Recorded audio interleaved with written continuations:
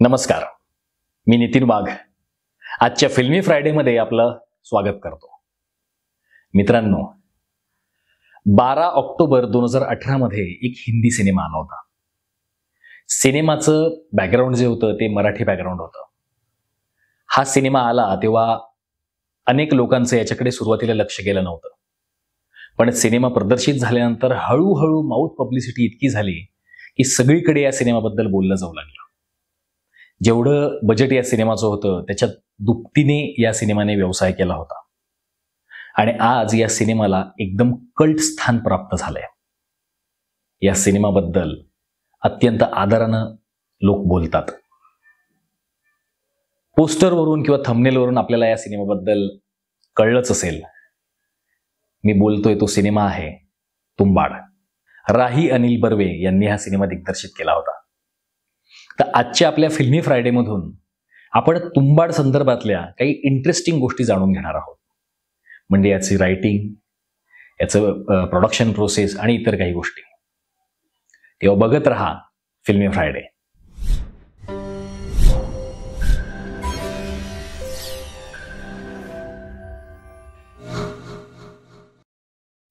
तर मित्रांनो, राहीला ही गोष्ट सुचली कशी? तर 1993 साली तो नागझिरा हे जे अभयारण्य तिथे एकदा आपल्या मित्रासोबत गेला होता आणि रात्री ते जंगलात बसले होते. तेव्हा त्याच्या मित्राने त्याला एक हॉरर गोष्ट सांगितली. गोष्टीचा जो बेस होता तो होता नारायण धारपांच्या एका कथेचा. आपल्याला कदाचित ठाऊक असेलच की नारायण धारप हे मराठीतील एक गूढ कथा किंवा हॉरर भयकथा लिहिणारे लेखक होऊन गेलेत मराठीमध्ये. तर त्यांच्या कथेवरून त्यांनी ती गोष्ट नॅरेट केली. ती गोष्ट ऐकताना राहीच्या अंगावर काटे आले. त्याला म्हणजे तो अत्यंत रोमांचित झाला आणि घाबरला सुद्धा. त्यामुळे ती गोष्ट त्याच्या डोक्यात राहिली. पुढे कालांतराने त्याने ती गोष्ट वाचली. प्रत्यक्षात नारायण धारपांची जी गोष्ट होती ती वाचली. वाचल्यानंतर त्याच्या लक्षात आलं की जेवढी गोष्ट मित्राने सांगितली होती तशी काही तितकी पॉवरफुल ही गोष्ट नाहीये, एवढी काही घाबरवत नाहीये गोष्ट. मग तरीही त्याच्या डोक्यात ही गोष्ट का राहिली? तेव्हा त्याच्या लक्षात आलं की ही त्याच्या मित्राच्या नॅरेशनची कमाल होती. जर मित्राच्या नॅरेशनने त्याच्या मनावर एवढा प्रभाव टाकला होता तर ह्या गोष्टीचा जर का सिनेमा आला, व्हिज्युअल स्वरूपात ही गोष्ट सादर झाली तर याचा काय मोठा इम्पॅक्ट असेल असं त्याच्या मनात आलं आणि त्याने 1997 साली या सिनेमाचा पहिला ड्राफ्ट लिहिला. मध्ये त्याने अनेक कामं केली. सिनेमाशी संदर्भात बऱ्याच गोष्टी तो करत राहिला आणि मध्यंतरी त्याने मांजा नावाची एक शॉर्ट फिल्म केली.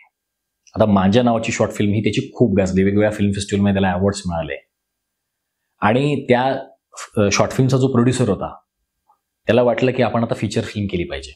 म्हणून तोच राहीच्या मागे लागला की अरे आपण फिल्म करूयात. राहीच्या डोक्यात ती गोष्ट होतीच. त्याने आणखी थोडं लिखाण केलं आणि काम सुरू झालं. तेव्हा या सिनेमाचं नाव वेगळंच होतं आणि तुंबाड हे नाव कुठून आणि कसं पडलं हे मी पुढे सांगणारच आहे. तर काम सुरू झालं. सुरू झाल्यानंतर काही दिवसांनी त्या प्रोड्युसरने बॅकआउट केलं. तर मध्यंतरीच्या काळामध्ये मग राही अनेक प्रोड्युसर्सला भेटला, पण गोष्ट बऱ्याच लोकांना आवडायची, पण पुढे काही घडत नव्हतं. वेळ होता म्हणून मग त्याने साधारण 2007-8 किंवा 8-9च्या आसपास 8-10 महिन्यांमध्ये जवळपास 650 ते 700 पेजेसचा एक स्टोरी बोर्ड तयार केला. व्हिज्युअल इम्प्रेशन त्याने तयार केलं आणि त्याने पुन्हा नॅरेशन सुरू केलं. लोकांना अप्रोच व्हायला सुरुवात केली. तर सगळ्या ठिकाणी त्याला अगेन तीच गोष्ट की उत्तम रिस्पॉन्स मिळत होता. नॅरेशन ऐकून सगळे भारावून जात होते. पण असं होत होतं की अरे याच्यामध्ये ना एखादं आयटम सॉन्ग पाहिजे किंवा मग याच्या एंडमध्ये ना थोडं थोडं तू असा बदल कर, नाहीतर मग तुझी गोष्ट भारी आहे पण ती इंडियन ऑडियन्ससाठी नाही आहे, तू हॉलिवूडमध्ये जा. अशा काय काय त्याला सूचना येत होत्या. पण राही आपल्या विषयाशी एकनिष्ठ होता. त्याने ठरवलं होतं की माझ्या मनात जसा सिनेमा आहे तसाच मी सिनेमा करेन. आणखी थोडीशी धडपड केल्यानंतर त्याला अनुराग कश्यप जॉईन झाला. त्याने सांगितलं की चल मी तुला मदत करतोय फिल्म बनवायला. नंतर गुनीत मोंगाही त्यांच्यासोबत जॉईन झाली. या तिघांनी मिळून काही स्टुडिओजला भेट दिली, वेगळ्या प्रोड्युसर सोबत मीटिंग्स केल्या. पुढे आणखी त्याच गोष्टी परत परत रिपीट झाल्या की रिस्पॉन्स छान येत होता, पण घडत नव्हतं पुढे काही, किंवा विचित्र सजेशन्स येत होते जे याला नको होते राहीला. मग एका पॉइंट नंतर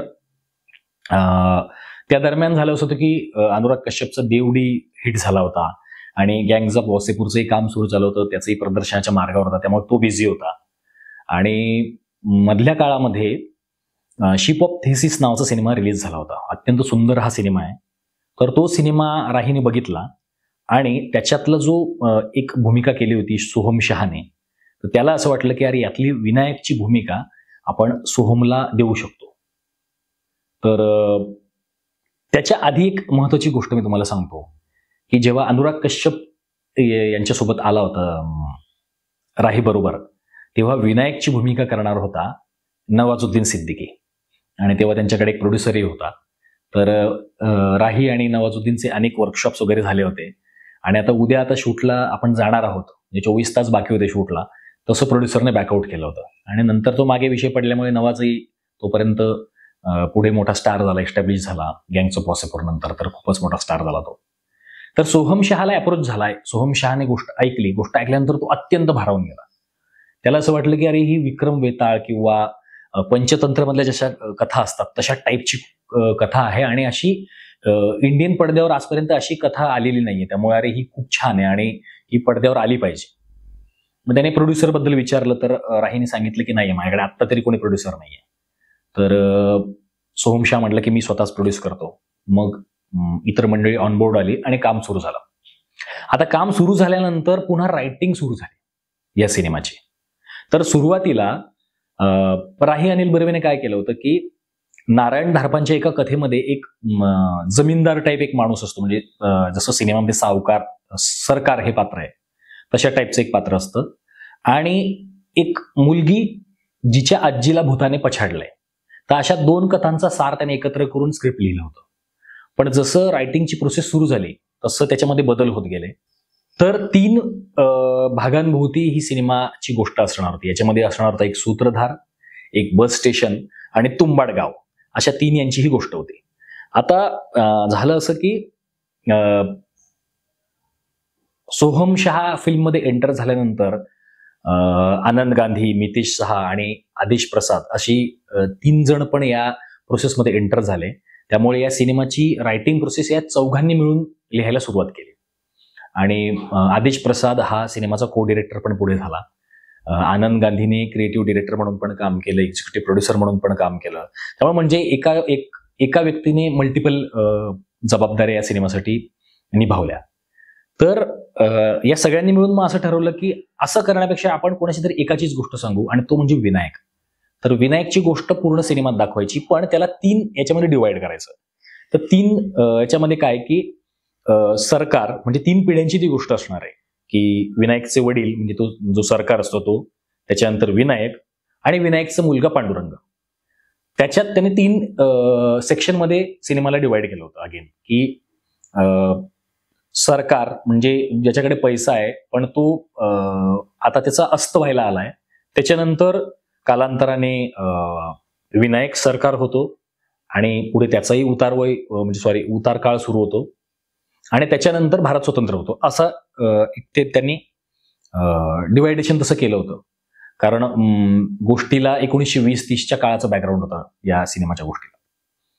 तर अनेक वेळेला राहीला असं सांगितलं गेलं होतं की अरे ही गोष्ट तू जुन्या काळाच्या ऐवजी आत्ताच्या काळामध्ये कर, मॉडर्न याच्यामध्ये फिट बसव, कोण बघणार आहे 20-30चा काळ. त्याच्यानंतर त्याचा जो जेनर होता तो असा स्पेसिफिक डिफाईन होत नव्हता, कारण त्याला सांगायला कुठलाच रेफरन्स नव्हता की हा सिनेमा असा असणार आहे. त्यामुळे नवीन लोक जे ज्यांना तो अप्रोच व्हायचा तर त्यांना कळत नव्हतं की नेमकं याला कसं कोणत्या जेनरमध्ये बसवायचं आणि हे खरंच आवडणार आहे लोकांना, खरंच कसं दिसणार आहे पडद्यावर. त्यामुळे त्याला नकार येत होता. तर अखेरीस फिल्मचं रायटिंग वगैरे झालं आणि शूटिंग सुरू झालं. शूटिंग सुरू झाल्यानंतर आता याच्यामध्ये गमतीचा भाग असा की या सिनेमाचं जे टायटल असणार होतं ते असणार होतं पहाड पांगिरा. तर एकदा राही हा दादरच्या एका कॅफेमध्ये बसला होता आणि त्याच्या एका मैत्रिणीला त्याने गोष्ट सांगितली की मी साधारण असा एक सिनेमा करतोय. तर तिला गोष्ट आवडली, का रे हे खूपच इंटरेस्टिंग वाटतंय आणि तिने विचारलं की काय तुझ्या सिनेमाचं टायटल. त्याने सांगितलं की पहाड पांगिरा. ती म्हटली की अरे यार हे काय टायटल आहे, हे टायटल वगैरे असलं काय असणार तर मी तुझा सिनेमा बघणार नाही. टायटल आहे ना कमी याचं पाहिजे, जरा अक्षर कमी पाहिजे, जरा 3 अक्षरही नाव ठेवतो. हा म्हटला अरे काय नाव ठेवायचं, तर त्या कॅफेमध्ये मागच्या बाजूला पुस्तकांचं कपाट होतं एक, आणि त्याच्यामध्ये वेगळी पुस्तकं होती. तिथे शिरीना पेंडसे यांची तुंबाडचे खोत नावाची कादंबरी होती. आता आपल्या पैकी बहुतेक लोकांना माहिती असेल की तुंबाडचं खोत ही जी कादंबरी आहे ही मराठीतली अत्यंत प्रसिद्ध कादंबरी आहे. आणि शिरीना पेंडसे हे राहीच्या आजोबांचे मित्र होते. त्याचं लक्ष गेलं आणि त्याने सांगितलं की या सिनेमाचं नाव असणार तुंबाड. आणि त्याची मैत्रीण म्हणली की हा हे हे इंटरेस्टिंग वाटतंय. तर त्यामुळे या सिनेमाचं नाव पुढे तुंबाड ठेवलं गेलं. आणि आज अनेक वेळेला लोक तुंबाड गाव कुठे मिळतंय का म्हणून सोशल मीडियावर शोधतात. म्हणजे त्यावेळेला तर खूपच ट्रेंडिंग झालं होतं, पण ते कम्प्लिटली फिक्शनल होतं. तर सिनेमाची प्रोसेस सुरू झाली, कास्टिंग सुरू झाली. अर्थातच कास्टिंगमध्ये सोहम शाह विनायक म्हणून त्याच्यामध्ये कास्ट झाला होता. पण त्यावेळेला तो तेवढं बिल्ड त्याची बॉडी नव्हती, म्हणून त्याने जिम बिम लावून ती बॉडी बिल्ड केली. नंतर त्याला लेन्स लावाव्या लागल्या, ज्या ग्रीन लेन्स होत्या त्या लावाव्या लागल्या. त्याला खूप त्रास व्हायचा हे सगळं करताना. आणि सगळ्यात मोठा प्रॉब्लेम होता की शूट सुरू झालं होतं आणि इतर जी मंडळी होती, अनिता दाते असतील किंवा ते दामले असतील सॉरी, तर त्यांचं असं होत होतं की सगळे त्यांचा छान मराठी स्वर कानावर पडत होता, म्हणजे मराठी ऍक्सेंट लागत होता हिंदी संवादांना. आणि हा जेव्हा बोलत होता तेव्हा एक हरियाणवी जाट असा काहीतरी वेगळाच ऍक्सेंट त्याने पकडला होता. यांनी जेव्हा रशेस बघितले तेव्हा हाच म्हटलं की अरे हे नाही वाटत आहे, मी मराठी नाही वाटत आहे. आणि असंच असं जर आउट केलं आपण तर हे छान नाही होणार, म्हणजे अपील नाही होणार, लोक आपल्यावर टीका करतील. मग त्याच्यानंतर त्याने ट्विटर घेतला आणि त्याच्याकडनं सगळं वर्कआउट करून घेतलं प्रॉपर, आणि मग त्याने तो ऍक्सेंट आणला जो आज आपण सिनेमात बघतो. याच्यामध्ये सगळ्यात त्यांना कठीण गेली गोष्ट ती म्हणजे लहान मुलांची कास्टिंग. म्हणजे जो छोटा विनायक असतो त्याची कास्टिंग करायला त्यांनी संपूर्ण महाराष्ट्र पालथा घातला. वेगळ्या शाळांमध्ये वेगवेगळे नाटकांचे जे ग्रुप्स असतील तिकडे जाऊन त्याने तपास केला आणि अखेरीस त्यांना तो छोटा विनायक मिळाला रत्नागिरीमध्ये. धुंडीराज जोगळेकर असं त्या मुलाचं नाव होतं. आणि त्याने जेव्हा ऑडिशन दिलं तेव्हा हे खूपच सरप्राईज झाले की अरे हा मुलगा ज्या प्रकारे परफॉर्म करतो त्या प्रकारे हा डायरेक्ट आपल्याला 80-90 वर्ष मागे घेऊन गेलाय, म्हणजे 1920-30च्या काळामध्ये घेऊन गेलाय टाइम मशीन सारखं. आणि त्यांनी त्याला विनायक म्हणून लॉक केलं. त्यानंतर विनायकाच्या मुलाची भूमिका होती पांडुरंग. तर त्यांना हा जो पांडुरंग आहे हा सापडला वाराणसीमध्ये. त्या मुलाचं नाव आहे मोहम्मद समद. या मोहम्मदने सुरुवातीला काही वर्षांपूर्वी गट्टू नावाची एक फिल्म केली होती ज्याच्यासाठी त्याला नॅशनल अवॉर्ड सुद्धा मिळाला होता. आणि तो ज्या शाळेत शिकत होता तर त्याच्या आसपासच्या मित्रांना हे माहिती नव्हतं की ज्यांच्यासोबत तो खेळत होता, ज्यांच्यासोबत डबा शेअर करत होता, ज्यांच्या शेजारी बसत होता, त्यापैकी कोणालाही माहिती नव्हतं की आपण एका नॅशनल अवॉर्ड विनर कलाकारासोबत शिकतोय म्हणून. त्याने ऑडिशन दिल्यानंतर हे सगळे उडाले अक्षरशः की अरे पांडुरंग याच्यापेक्षा दुसरा कोणीच नसू शकतो. त्यामुळे त्याची कास्टिंग झाली. पुढे जेव्हा फिल्मचं शूट चालू होतं तर यांचं ऑलरेडी फिक्स होतं की जून-जुलैमध्ये किंवा जुलै-ऑगस्टमध्ये शूट व्हायचं, कारण पावसाळ्याचा काळ त्यांना हवा होता. त्यामुळे शाळांना दांड्या मारून किंवा सुट्ट्या घेऊन ही मुलं शाळेत इकडे सिनेमासाठी शूट करायला यायची. तर दरवर्षी त्यांना थोडं थोडं शूट करून करावं लागायचं. एकदा असं घडलं की यंदाचं शूट करून हे गेलेत, पुढच्या वर्षी जेव्हा आले तर तेव्हा त्यांची हाईट वाढलेली होती. आणि नुसतीच हाईट वाढली नव्हती तर त्यांचा आवाजही बदलला होता, म्हणजे थोडेसे ते मॅच्युअर झाले होते. थोड्या त्यांना मिशा यायला लागल्या होत्या आणि जी पुरुषत्वाकडे जाणारं जे आवाज असतो तसा त्यांचा झाला होता. त्यामुळे हे खूपच शॉकिंग होतं यांच्यासाठी. आणि यांचं असं झालं की अरे एवढं शूट झालंय ऑलरेडी, आता आपण नवीन कास्टिंग घेऊन शूट नाही करू शकत, मग काय करायचं. म्हणून मग त्यांनी अशा प्रकारे लाइटिंग केली, अशा प्रकारे अँगल्स लावले, अशा प्रकारे शूट केलं की फार ते ऑडियन्सच्या लक्षात येणार नाही की अरे उंचीमध्ये बदल झालाय. आणि त्यांनी ठरवलं की हे वेगळ्या आर्टिस्टकडनं डब करून घ्यायचं. तर एक दामले म्हणून मुलगा आहे, त्या दामलेने मल्हार दामले हे त्या मुलाचं नाव आहे, त्याने या दोघांना आवाज दिलाय. आणि सिनेमा बघताना आपल्याला एकदाही जाणवत नाही की हा दोघांचा आवाज हा एकाच कलाकाराने दिलाय. इतका छान प्रकारे त्याने डब केलाय.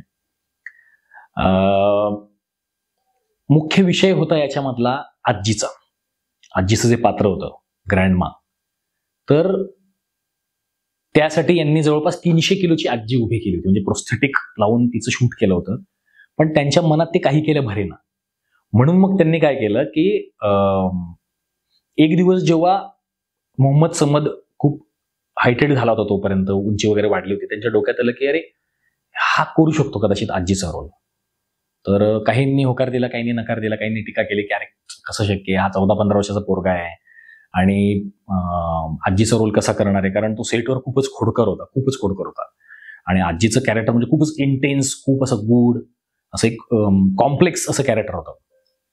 पण यांनी ठरवलं की कदाचित हा करू शकतो आणि म्हणून मग त्याला ते प्रोस्थेटिक्स घातले, त्याची थोडीशी ऑडिशन घेतली, त्याला वेगवेगळ्या पद्धतीने चालायला सांगितलं आणि त्याने जे छोटे छोटे नुअन्सेस त्या ऑडिशनमध्ये आणलेत की हे सगळे चकित झाले आणि तिथेच फिक्स झालं की आपली आजी हाच असेल म्हणून.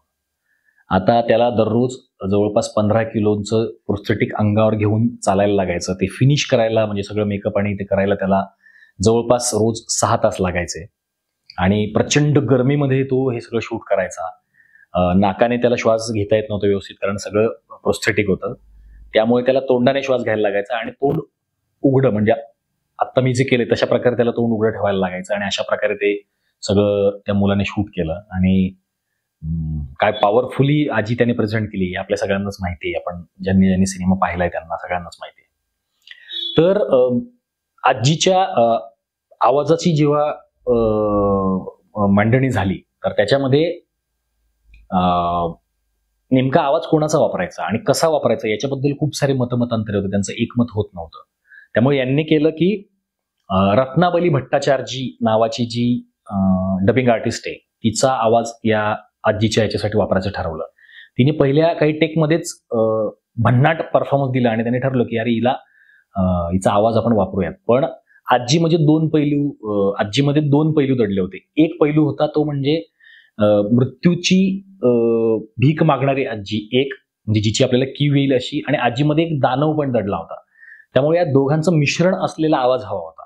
तो एकटा रत्नाबली भट्टाचार्जी देऊ शकत नव्हती.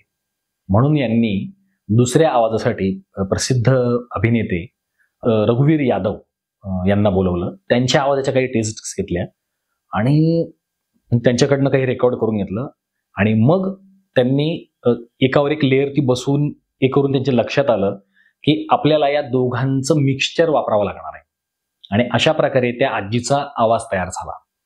आणि ज्या वेळी आजी येते सिनेमामध्ये त्यावेळी आपल्याला किती थरकाप ती उडवते आपला हे आपल्याला माहितीच आहे.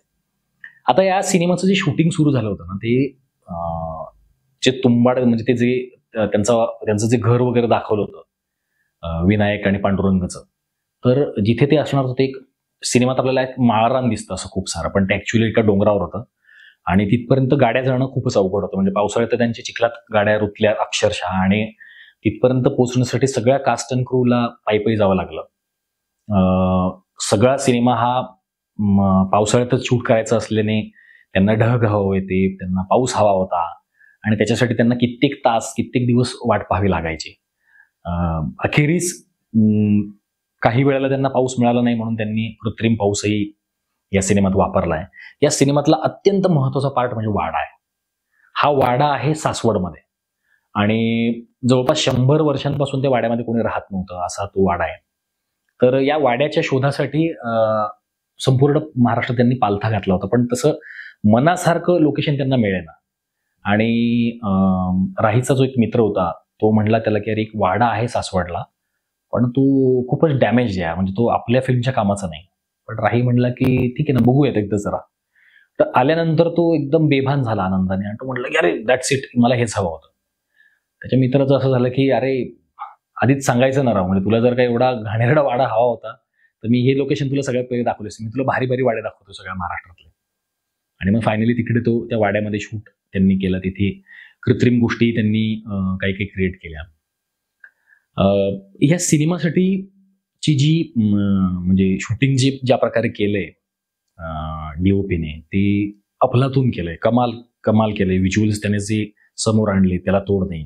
पण त्यातला एक महत्वाचा जो सीन आहे तो म्हणजे गर्भाशय, मूर्ती की देवता वगैरे त्याचं जे वर्णन येतं, ज्याच्यामध्ये जेव्हा विनायक त्या ह्याच्यामध्ये वूम मध्ये उतरतो तर ती जी सगळं रिक्रिएशन त्यांनी केलं होतं वूमचं ते तर कमालच आहे. पण तिथे जेव्हा तो कंदील घेऊन उतरतो तेव्हा त्यांनी एकच लाईट वापरली, ती ऑइल लॅम्प त्यांनी वापरला होता आणि त्या ऑइल लॅम्पवर अख्ख्या सीनची ती लाइटिंग केली त्यांनी. आणि आपण जेव्हा पडद्यावरती बघतो ती म्हणजे अफलातून व्हिज्युअल आहे त्या वेळेचं ते.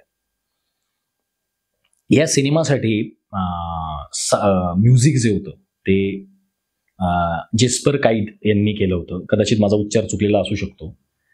तर सिनेमाचा जो को डिरेक्टर आहे आदेश प्रसाद, त्याने एकदा हिटमॅन नावाचा एक गेम आहे, व्हिडिओ गेम आहे. त्या व्हिडिओ गेममध्ये ॲपोकॅलिप्स नावाचं एक गाणं होतं, ते ऐकलं होतं आणि त्याला ते प्रचंड आवडलं होतं. आणि त्याला जाणवलं की अरे आपल्या सिनेमासाठी जे बॅकग्राऊंड स्कोर आहे ना, तो हाच माणूस करू शकतो.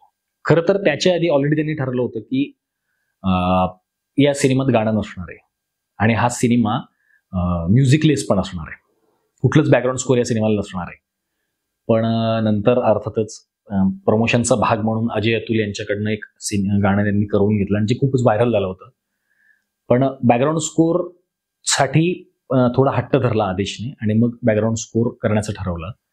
तर ज्या वेळेला Soham Shah as a producer म्हणून जेस्पर यांच्याशी संपर्क साधला तर त्यांनी प्रचंड फी सांगितली आणि यांचं म्हणणं पडलं की नाही, एवढं बजेटच नाही आमच्याकडे, दुसरं कोणतरी बघा यार.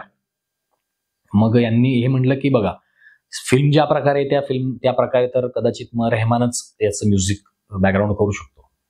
सोहम शाह म्हटलं की अरे ए आर रेहमान यांच्यापर्यंत पोहोचणंच इतकं कठीण आहे आणि ते आपल्या फिल्मसाठी होकार देतील नाही देतील, त्याच्यापेक्षा जाऊ दे, ठीक आहे, पैसे गेले चालतील, यांच्याकडनंच करून घ्या. आणि त्यांनी जे काय अमेझिंग काम केलंय.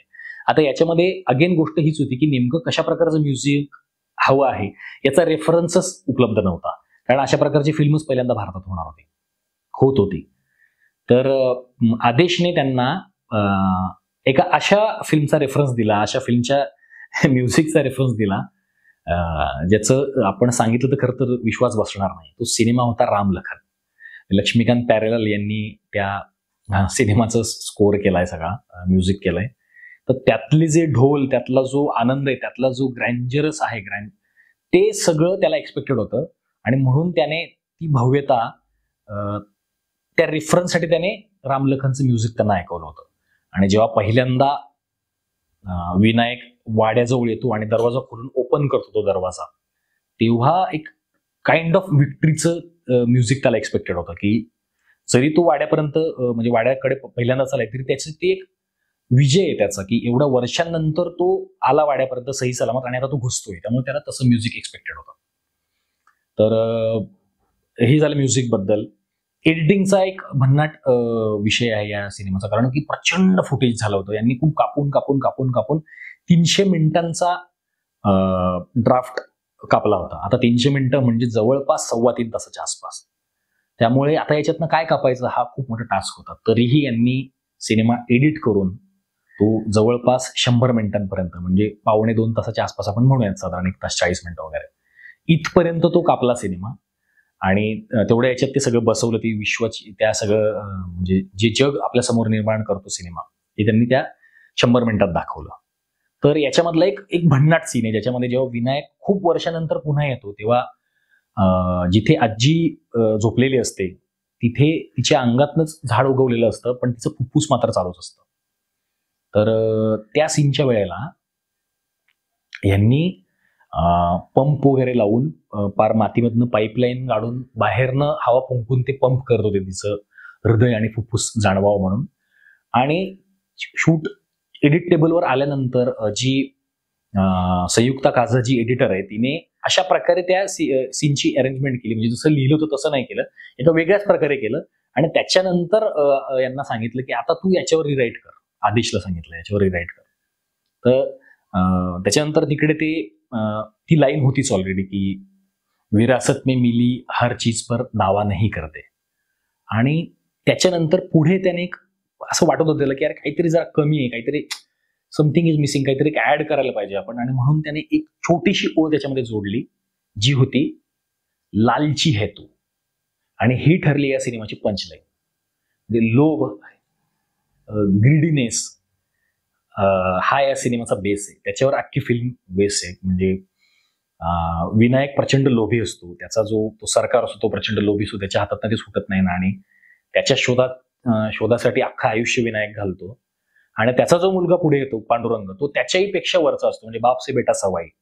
आणि ती दर पिढीमध्ये ती ग्रीडीनेस जो आहे, ती महत्वाकांक्षा जी आहे ते वाढत वाढत जाते. त्यामुळे या पंच लाईनने अत्यंत हुक केलं सगळ्यांना आणि आजही ती अत्यंत पॉप्युलर फेज सिनेप्रेमींमध्ये आहे. लालची हेतू सिनेमाचं काम जे होतं ते जवळपास 3 वर्ष त्यांचं शूट चाललं होतं याच्यामध्ये सगळं. आणि पुढे आणखी 2-2.5 वर्ष त्यांना एडिट करायला लागले हा सिनेमा. म्हणजे सगळं पोस्ट प्रोडक्शन त्याच्यामध्ये अर्थात आलं. तर सिनेमा काही लोकांना दाखवला गेला आणि दाखवला गेल्यानंतर अनेक लोकांसाठी खूप सरप्राइझिंग गोष्ट होती की असा काही सिनेमा भारतात बनू शकतो. खूप साऱ्या तज्ज्ञांनी सांगितलं की हा सिनेमा बॉक्स ऑफिसवर तग धरू शकणार नाही, कारण ऑडियन्सला सवयच नाही असं काही बघण्याची हिंदीमध्ये किंवा भारतीय सिनेमासाठी. असं काही हॉलिवूडमध्ये त्यातले ठीक आहे म्हणून. पण यांना विश्वास होता, राही बर्वे आणि त्यांची सगळी जी टीम होती, सोहम शाह वगैरे. तर काही शेवटच्या क्षणाला आनंद एल राय पण सिनेमाचे प्रेझेंटर म्हणून आले आणि एरॉस इंटरनॅशनलने सिनेमा आपल्यासमोर आणला. तर आता ज्यांनी ज्यांनी सिनेमा पाहिले होता त्यातले जे तज्ज्ञ होते त्यांनी असं सांगितलं होतं की हा सिनेमा फार फार तर बॉक्स ऑफिसवर 1 आठवडा चालेल, कारण त्याच्या आधी अनेक फिल्म फेस्टिवलमध्ये हा सिनेमा दाखवला गेला होता. तिची चांगली वाखाणना झाली होती, लोकांना तिकडच्या आवडलाही होता आणि काही अवॉर्ड सुद्धा या सिनेमाला मिळाले होते. म्हणजे 75व्या व्हेनिस फिल्म फेस्टिवलमध्ये क्रिटिक्स हे जे सेक्शन होतं त्यात दाखवला गेलेला हा पहिला भारतीय सिनेमा होता. आणि त्यामुळे सिनेमा चांगला याच्याबद्दल कोणाच्या मनात डाऊट नव्हता. पण सिनेमाची टीम जी होती, राही बर्वे, सोहम शाह आणि या सगळ्या मंडळींव्यतिरिक्त बाहेरच्या लोकांना याच्यावर एवढा विश्वास नव्हता आणि हा सिनेमा पडणार असं सगळ्यांना वाटलं होतं. पण सिनेमा 12 ऑक्टोबर 2018 मध्ये प्रदर्शित झाला. आजची आपली तारीख आहे 13 ऑक्टोबर 2023, म्हणजे जवळपास 5 वर्ष झाली त्या सिनेमाला प्रदर्शित होऊन. आणि अवघ्या पहिल्या दिवसाच्या पहिल्या शो पासून लोकांनी माउथ पब्लिसिटीला सुरुवात केली आणि ज्यांनी ज्यांनी हा सिनेमा पाहिला त्यांनी सोशल मीडियावर लिहिलं, आपल्या मित्रमंडळींना सांगितलं, ऑफिसमध्ये सांगितलं आणि मग हळूहळू या सिनेमाकडे प्रेक्षकांचा ओघ वाढत राहिला. त्यावेळेला तुंबाड हे नाव अक्षरशः गुगलमध्ये ट्रेंडिंगवर आलं होतं. बऱ्याच लोकांना असं वाटत होतं की असं गाव एक्झिस्ट करतं आणि हे कुठेतरी पुण्याच्या आसपासचं जे आहे सह्याद्रीचं खोर आहे, जंगल आहे, याच्यामध्ये कुठेतरी असेल. आणि तसं त्यांनी सर्च करायला सुरुवात केली होती. पण अर्थात ते फिक्शनल असल्यामुळे तसं काही मिळालं नाही. तर खूप उत्तम रिस्पॉन्स ऑडियन्सचा या सिनेमाला मिळाला आणि या सिनेमाने 5 कोटींच्या बजेटमध्ये जवळपास 13 कोटींपेक्षा अधिक व्यवसाय केला. आणि जी माणसं म्हणत होती की हा सिनेमा फक्त 7 दिवस चालेल, तो सिनेमा चालला तब्बल 7 आठवडे. आता 7 आठवडे का चालला, तर यांचं ऑलरेडी अमेझॉन प्राईम सोबत कॉन्ट्रॅक्ट झालं होतं. त्यामुळे 7 आठवड्यांनंतर तो सिनेमा अमेझॉनमध्ये म्हणजे अमेझॉन प्राईमवर प्रदर्शित झाला होता ऑलरेडी. आणि त्यामुळेच मग जे थिएटर मालक होते त्यांनी जर का सिनेमा अमेझॉनवर उपलब्ध आहे तर आपल्याकडे कदाचित याला एवढा रिस्पॉन्स मिळणार नाही किंवा जे काय करार होते त्यानुसार मग त्यांनी सिनेमागृहातून हा सिनेमा दाखवणं बंद केलं. पण त्या दिवसापासून ते आज तागायत या सिनेमाबद्दलचं कुतूहल तितकंच अजूनही आहे, लोकांमध्ये आकर्षण आहे. सिनेमा पाहून आल्यानंतर मी स्वतः प्रचंड हुक झालो होतो आणि मी बोलत नव्हतो. माझा मित्र होता आणि आम्ही दोघे सिनेमा बघितला होता मुंबईमध्ये आणि बराच वेळ मी बोलत नव्हतो. म्हणजे मला त्या दुनियेत राहावंसं वाटत होतं. तो अनुभव होता तो मला माझ्यासोबतच ठेवावा असं वाटत होतं. इतकं मला या सिनेमाने हुक केलं होतं. आणि मला पर्सनली असं वाटत होतं की गेल्या 10-15 वर्षांमध्ये जे काही सिनेमे बघितले होते, 10-15 वर्षात बनलेले जे सिनेमे बघितले होते त्यातला हा सर्वोत्तम सिनेमा आहे. एवढं मला या सिनेमाने हुक केलं होतं. आणि त्याच्यानंतर हा सिनेमा मी अनेक वेळेला बघितला अर्थातच. पण खरं सांगायचं तर मला आजही इच्छा आहे की हा सिनेमा पडद्यावर बघायची इच्छा आहे. जर हा सिनेमा पुन्हा एकदा जर का प्रदर्शित झाला तर मला नक्की बघायला आवडेल हा सिनेमा थिएटरवर. आणि तुम्ही कमेंटमध्ये नक्की लिहा की तुम्हाला हा सिनेमा थिएटरमध्ये बघायला आवडेल का. मित्रांनो, या सिनेमाच्या सिक्वेलची खूप वेळा मागणी झाली सोशल मीडियावर किंवा वेगवेगळ्या मुलाखतींमध्ये सुद्धा राहीला किंवा सोहम शहाला प्रश्न विचारले गेले याबद्दल. तर सोहम शहाने याच्याबद्दल पॉझिटिव्ह संकेत दिलेत आणि राहीने मात्र साफ नकार दिलाय की तुंबाडचा सिक्वेल किंवा प्रिक्वेल मी करणार नाहीये, कारण त्याचे ऑलरेडी काही सिनेमे पाईपलाईनमध्ये जसे रक्तब्रह्मांड आहे, मयसभा आहे, लवकरच त्याची गुलकंदा टेल्स म्हणून एक वेब सिरीज येते आणि त्या वेब सिरीज बद्दलचे अपडेट्स राही वेळोवेळी सोशल मीडियावर देत असतो. त्याचे काही फोटोज आहेत फेसबुकवर वगैरे, जे खूपच इंटरेस्टिंग आहेत. आणि तुंबाड सारखा सिनेमा दिल्यामुळे त्याच्या पुढच्या प्रोजेक्टबद्दल खूपच उत्सुकता आहे, कारण 5 वर्ष होऊन गेले आणि अजून त्याचा प्रोजेक्ट आलेला नाही. त्यामुळे आता तो काहीतरी वेगळीच दुनिया आपल्यासमोर मांडणार आहे अशी अपेक्षा ऑडियन्सला आहे, मला पर्सनली आहे. सोहम शहाने सांगितलंय की या सिनेमाचा सिक्वेल येणार आहे, त्याच्यामध्ये तुंबाड गाव असणार आहे आणि हस्तर सुद्धा असणार आहे. हस्तर बद्दलचा विषय निघाल्यामुळे मला एक गोष्ट आठवली की हा सिनेमा तिथे संपणार होता जेव्हा विनायक आणि पांडुरंग त्या वूम मध्ये असतात, गर्भाशयात असतात देवीच्या, आणि तिथे त्यांच्या लक्षात येतं की हा हस्तर एक नाही तर दोन आहे, दोन नाही तर अनेक आहेत, आणि तिथं ब्लॅकआउट होणार होता आणि तिथे सिनेमा संपणार होता. पण नंतर यांच्या डिस्कशनमध्ये असं चाललं की समजा पुढे सिनेमा कंटिन्यू केला तर काय होईल, याच्यावरनं त्यांनी आयडियाज बाउन्स करायला सुरुवात केली आणि त्यातनं काय काय आयडिया झाल्या आणि मग पुढे ते कंटिन्यू झालं. हस्तर जो होता तो सुरुवातीला त्यांनी एक काळा रंग असलेला असा डिझाईन केला होता, पण नंतर त्यांनी त्याला लाल केला आणि नंतर त्याचं जे काही डिझाईन आपण आज बघतो ते केलं. त्याच्या आवाजासाठी सुद्धा त्यांनी खूप एक्सपेरिमेंट्स केलेत. खूप सारी टाइमलाईन जी आहे त्यांची एडिटिंगची ती खूप साऊंडची होती, म्हणजे 50 वगैरे ची लेअर त्यांनी ट्रॅक्सची लेअर होती तिकडे आणि त्याच्यातनं त्यांनी तो साऊंड डिझाईन केलाय हस्तारचा.